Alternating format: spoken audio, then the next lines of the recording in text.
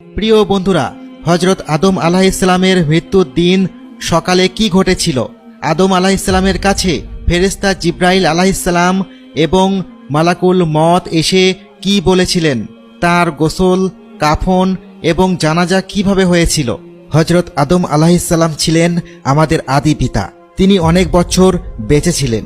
তার বয়স যখন 1000 বছর হলো, কোনো বর্ণনা মতে তার বয়স যখন 950 বছর হলো, তখন তিনি শারীরিকভাবে দুর্বলতা অনুভব করলেন।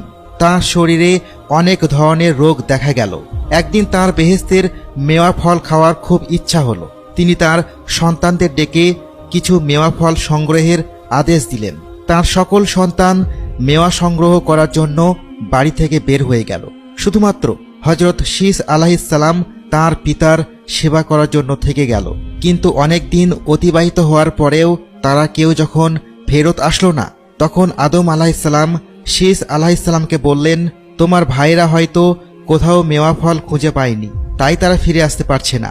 আর তারা তো কেউ আল্লাহর ইবাদতও করে না, তাই আল্লাহর কাছে মেওয়া ফলের জন্য সাহায্যও চাচ্ছে না। তুমি অমুক পাহাড়ের চূড়ায় উঠে আল্লাহর কাছে মেওয়া ফল চেয়ে নাও, নিশ্চয় আল্লাহ তোমাকে সাহায্য করবেন। তখন শীস আলাইহিসসালাম বললেন, নিশ্চয় আল্লাহ দরবারে আমার চেয়ে আপনার মর্যাদা অনেক বেশি। তাহলে আপনি আল্লাহর কাছে মেওয়া ফল প্রার্থনা করলে অবশ্যই তিনি আপনাকে মেওয়া দান করবেন। শীস আলাইহিসসালামের জবাবে আদম আলাইহিসসালাম বলেন, আমি বেহেশতে থাকার সময় আল্লাহর আদেশ না শুনে গন্দম খেয়ে অনেক বড় পাপ করেছি, যার জন্য আমি অনেক বেশি লজ্জিত বোধ করি। তাই আমি আমার নিজের জন্য কিভাবে আল্লাহর কাছে মেওয়া ফল চাইব?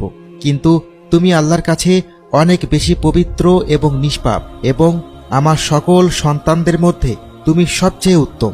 নিশ্চয় আল্লাহ তোমার চাওয়া পূর্ণ করবেন। তখন শীস আলাইহিসসালাম তাঁর পিতার থেকে বর্ণিত পাহাড়ের চূড়ায় গিয়ে উক্ত মেওয়া ফলের জন্য প্রার্থনা শুরু করলেন। আল্লাহ তার প্রার্থনা কবুল করে নেন এবং জিবরাইল আলাইহিসসালামকে নির্দেশ দিলেন যেন তিনি বেহেশতের সর্বোত্তম নিয়ামতকে সোনার খাঁচায় ভরে জড়ি খচিত ঢাকনা দিয়ে ঢেকে সবচেয়ে রূপসী হুরের মাথায় তুলে তাকে আদমের কাছে পাঠিয়ে দেয়। আদম আলাইহিসসালামের শরীর দিনে দিন আরও বেশি দুর্বল হয়ে যাচ্ছিল। তার জীবনের শেষ সময় চলে এসেছিল। একদিন তিনি তার সর্বোত্তম পুত্র শীস আলাইহিসসালামকে ডেকে বললেন, পুত্র, আমি মনে হয় খুব শীঘ্রই পৃথিবী থেকে বিদায় নেব। তাই তুমি আমার সকল সন্তানদের যে যেখানেই থাকুক না কেন, সকলকে সংবাদ দিয়ে আমার সামনে হাজির করো। আমি তাদেরকে আমার সর্বশেষ নসিহত